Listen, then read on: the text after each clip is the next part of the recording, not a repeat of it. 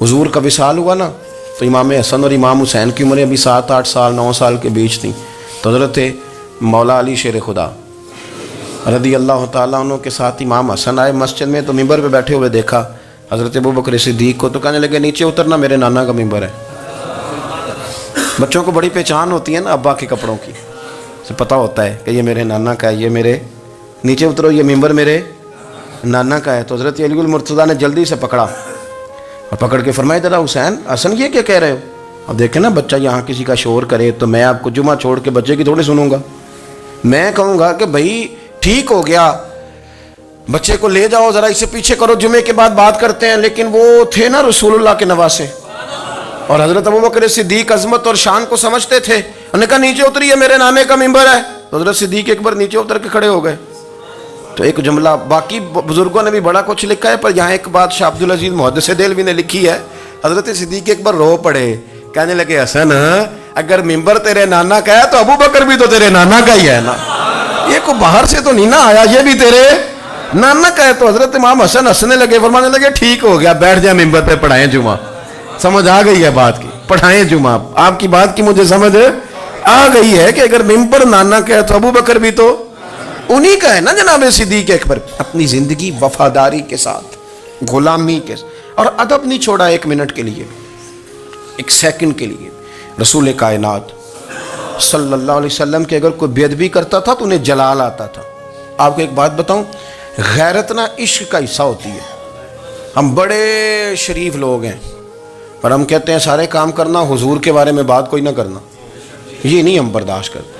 वो किस तरह का आशिक है कि महबूब के खिलाफ बात भी सुन गए, ये इश्क है, ये तो तौहीन की तूने। हज़रत सिद्दीक़ वो बड़े मीठे बड़े ठंडे आदमी थे। उर्वा बिन मसूद सख्फी बाद में मुसलमान हुए। वो कहते हैं मैं हुदैबिया के मौके पे आया तो मुझे पता था, मैं जानता था अबू बकर सिद्दीक़ बड़ी ठंडी तबीयत के आदमी हैं। कहते हैं नबी पाक सल्लल्लाहु अलैहि वसल्लम के गिर्द ना मैंने हाला देखा गुलामों का, कोई हाथ बांधे खड़ा है, कोई पानी का कतरा लेने के लिए खड़ा है, कोई वुज़ू का बचा हुआ पानी लेने खड़ा है। तो चूंकि वो आए थे काफिरों की तरफ से, तो तनकीद करने वाले को कहानियां बड़ी मिल जाती।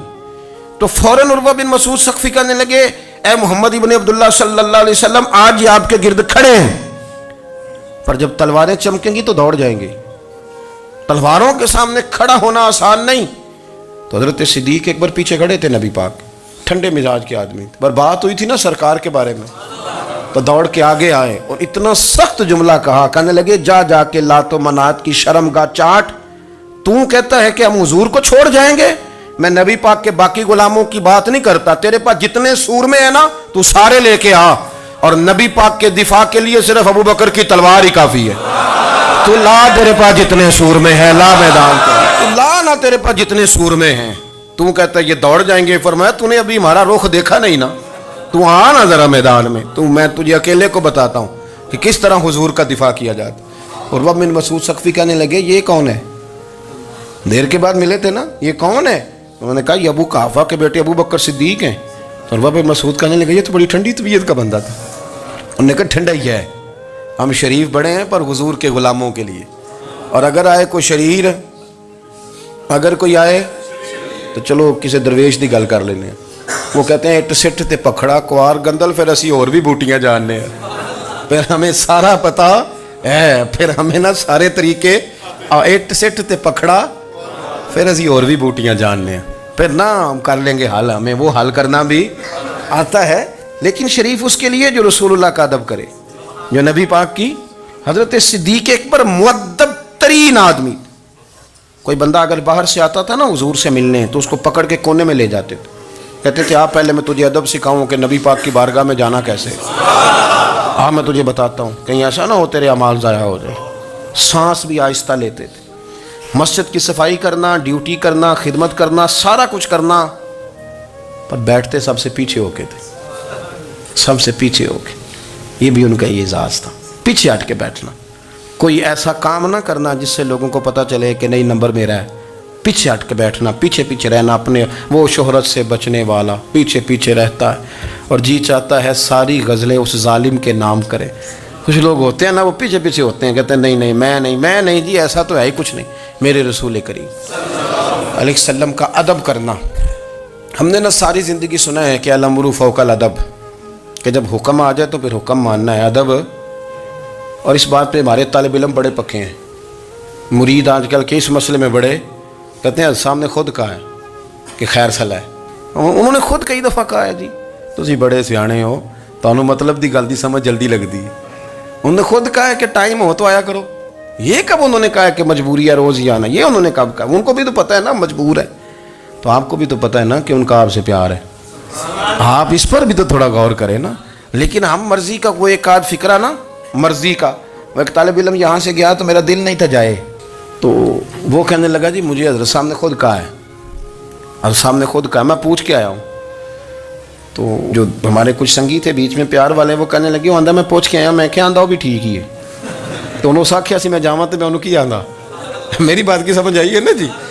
جب ارادہ ہوا تو پھر ابے کو منا کے بھی آ گئے. جب ارادہ ہوا تو ابا جی کو میں نے جانا ہے، بزرگوں کے پاس ملنے جانا ہے. اور جب ارادہ نہ ہوا تو کہنے لگے حضرت صاحب نے خود فرمایا ہے کہ ابا راضی ہوگا تو اللہ راضی ہوگا. چھٹی مرضی کا ہے نا مزاج، تو مرضی کی کہانی.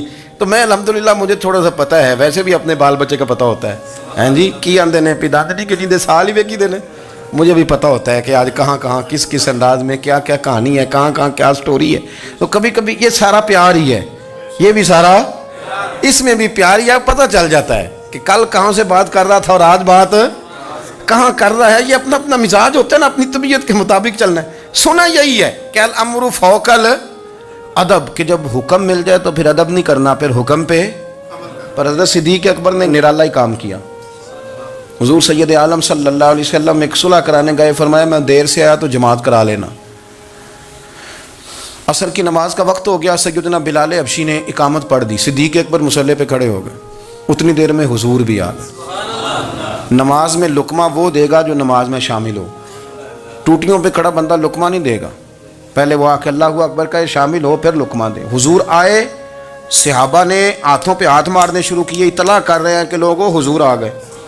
سرکار اگلی صف کے قریب پہنچے تو جناب صدیق اکبر نماز پڑھا رہے تھے. نماز لوگ تو بغیر نماز کے ادب کرنے پر اعتراض کرتے ہیں. میں بخاری شریف کی حدیث پیش کر رہا ہوں، نماز پڑھا رہے تھے. انہیں پتہ چل گیا نا حضور آئے ہیں، تو ایک قدم نماز سے پیچھے ہٹا لیا. نماز پڑھا کہ میں تے ول ویکھاں، او میں کعبہ بھول گیا آئی. ہن بھول گئیاں نہیں سب صوم صلاتاں، اکو یار دا فکر پہ آئی. حضرت صدیق اکبر نے ایک قدم پیچھے ہٹایا تو حضور نے فرمایا ابو بکر پڑھاؤ نماز. پھر دوسرا قدم پیچھے ہٹایا تو فرمایا پڑھاؤ نماز. تیسرا قدم پیچھے ہٹایا. ہم نے آج تک یہی سنا ہے کہ حکم ہو جائے تو حکم ماننا ہے، ادب. اور ہمارے ہاں یہی ہوتا ہے، پھر لوگ حکم ہی مانتے ہیں، پھر ان کو ادب بھول جاتا ہے. لیکن جناب صدیق اکبر 3 دفعہ حکم آیا پر پیچھے ہٹ گئے. حضور مصلی پہ گئے، نماز پڑھائی. نماز کے سلام کے بعد نا حدیث میں مختلف حکم آیا، استغفار پڑھو، اللہ اکبر کہو، آیت الکرسی پڑھو، 33 بار سے مختلف اذکار آئیں. پر حضور نے آج کوئی ذکر نہیں، کوئی وظیفہ نہیں. سلام پھیرتے کہ ابو بکر میں نے جو 3 دفعہ کہا تھا نماز پڑھاؤ تو پڑھائی کیوں نہیں؟ ایک دفعہ نہیں 3. کبھی کبھی ہم بھی ناراض نہیں ہو جاتے، تینوں 100 بار ہی آکھیا ہے، کہا 3 دفعہ جو کہا تھا نماز پڑھاؤ تو پھر پڑھائی.